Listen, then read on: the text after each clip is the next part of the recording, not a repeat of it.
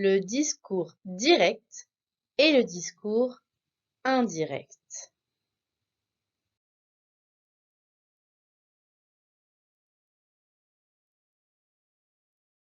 Premièrement, qu'est-ce que le discours direct?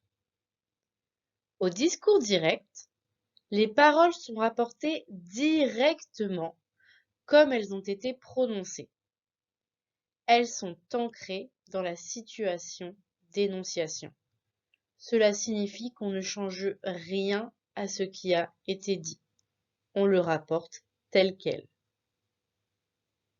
Il y a plusieurs marques du discours direct. Un verbe introducteur, comme par exemple les verbes parler, dire, crier, interroger et encore beaucoup d'autres. Les deux points qui se mettent avant les paroles prononcées et les guillemets qui les encadrent. Quand on change d'interlocuteur, il faut aller à la ligne et mettre un tiret. Voyons une phrase d'exemple. Il cria. Pour apporter nos paroles au discours direct, on doit mettre les deux points. Il faut ensuite ouvrir les guillemets, rapporter les paroles directement, je suis sauvé, et fermer les guillemets. Je récapitule. Au discours direct, les paroles sont rapportées directement. Il y a plusieurs marques.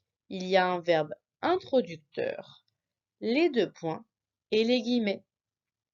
Si jamais c'est un discours ou un dialogue dans lequel il y a plusieurs interlocuteurs, quand on change d'interlocuteur, il faut aller à la ligne et mettre un tiret. Récapitulons.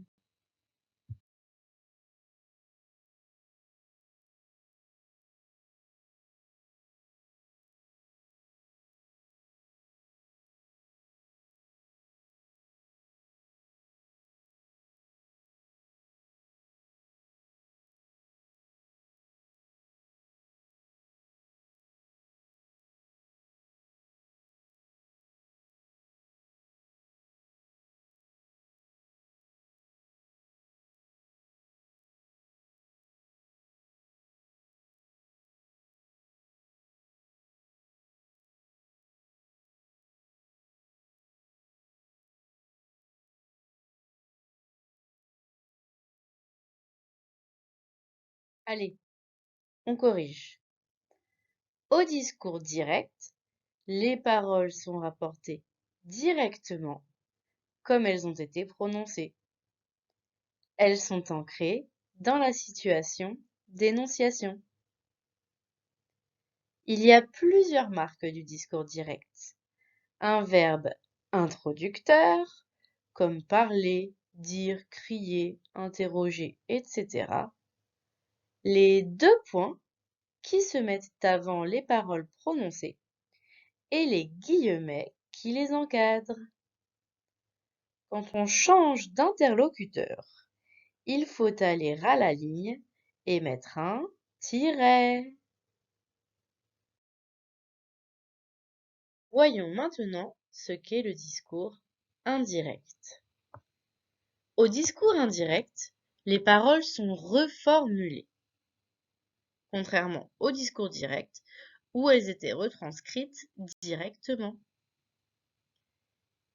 Ici, il y a aussi un verbe de parole, mais il est soit suivi d'une proposition subordonnée, comme dans la phrase « il a hurlé qu'il ne bougerait pas », soit d'un infinitif « il lui a demandé de rester calme ».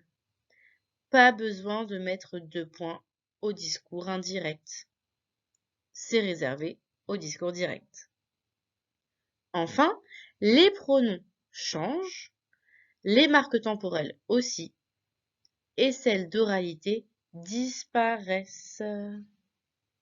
Par exemple, si dans une phrase de discours direct, nous avions un point d'exclamation qui mettait en valeur de la colère ou de la joie, ici, on aura un point car ces marques de ponctuation expressive disparaissent.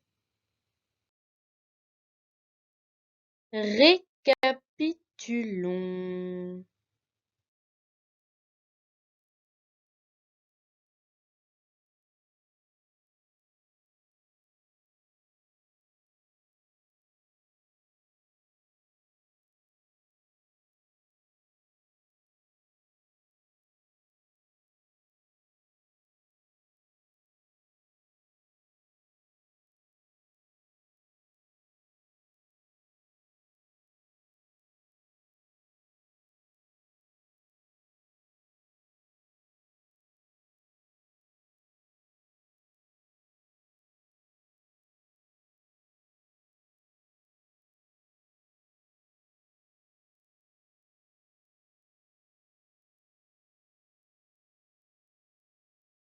Alors, je suis certaine que vous aviez trouvé. On corrige? Au discours indirect, les paroles sont reformulées. Il y a un verbe de parole suivi soit d'une proposition subordonnée, soit d'un infinitif. Les pronoms changent, les marques temporelles aussi, celles d'oralité, ponctuation expressive par exemple, disparaissent. Voyons maintenant un exemple plus concret, avec une phrase de discours direct. Elle cria: « J'ai vu ce film hier ». Nous avons elle cria étant le verbe de parole, puis les deux points qui marquent le discours direct, suivi de l'ouverture des guillemets pour apporter les paroles au discours direct qui viennent se terminer par des guillemets qui se ferment. On comprend bien que ces paroles au discours direct sont ancrées dans la situation d'énonciation, puisqu'il est fait mention d'hier. Hier étant un repère temporel précis dans une situation. Passons maintenant cette phrase au discours indirect. Nous allons garder le verbe introducteur, le verbe de parole. Elle cria. Plus de 2 points. On apporte une subordonnée. Elle cria qu'elle avait vu ce film la veille. Le j'ai vu devient elle avait vu. On change donc à la fois le pronom personnel et le temps du verbe pour respecter ce qui s'appelle la concordance des temps. Hier, qui était un repère temporel ancré dans une situation d'énonciation, ne peut pas rester. Il faut donc le transformer et mettre la veille, ce qui peut correspondre à n'importe quelle situation d'énonciation. Je récapitule, le pronom je est devenu le pronom elle, le verbe est passé du passé composé au plus que parfait, et le mot hier s'est transformé en la veille. Voilà maintenant le temps des exercices. Je vous laisse faire passer les phrases du discours direct au discours indirect. Pensez bien à faire tous les changements nécessaires. J'espère que ça a été. Corrigeons maintenant. Première phrase. Elle me demanda: peux-tu me prêter ton cahier? Quand on la passe au discours indirect, il faut enlever les 2 points, les guillemets et faire attention au changement de pronom personnel et de temps. Ce qui donne elle me demanda si je pouvais lui prêter mon cahier.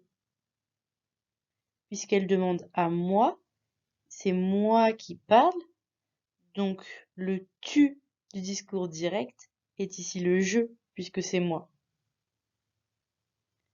Dans la deuxième phrase, il nous a dit « accélérons ». Une fois encore, on enlève les 2 points, les guillemets. Mais on ne peut pas dire « il nous a dit accélérons ». On dit « il nous a dit d'accélérer ». Le point d'exclamation devient ici un point. Enfin, j'ai réussi l'examen, hurla-t-elle. Vous avez sûrement remarqué qu'ici le verbe de parole n'est pas avant, mais après les paroles au discours direct. Tout est possible. En revanche, au discours indirect, le verbe passe au début.